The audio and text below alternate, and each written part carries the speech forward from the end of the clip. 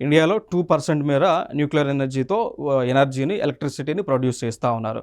మరి హైయెస్ట్గా దేని ద్వారా ఎలక్ట్రిసిటీని ప్రొడ్యూస్ చేస్తూ ఉన్నారంటే థర్మల్ నుంచి. Okay, so thermal power plants ద్వారా ఇండియాలో ఎక్కువ పర్సంటేజ్, దాదాపుగా మనం చూసుకుంటే ఒక 60% వరకు, సో అప్రాక్సిమేట్గా 60% వరకు కూడా ఇండియాలో ఉత్పత్తి అయ్యేటువంటి ఎనర్జీ థర్మల్ పవర్ ప్లాంట్స్ ద్వారానే రావడం జరుగుతుంది. సో హైయెస్ట్ షేర్ వచ్చేసి థర్మల్ ద్వారా జరుగుతూ ఉంది. క్లియర్? సో ఇది ఇంపార్టెంట్ అంశం.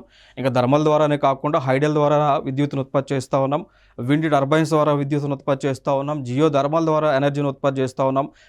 దాని తర్వాత టైడ్స్ ద్వారా కూడా ఎనర్జీని మనం ఉత్పత్తి చేయడం జరుగుతూ ఉంది. క్లియర్? అండ్ ఆల్సో ఇంకొక ఎనర్జీ ఉంది, ocean thermal energy conversion. So ocean thermal energy conversion ద్వారా కూడా మనం విద్యుత్ని ఉత్పత్తి చేయడం జరుగుతుంది.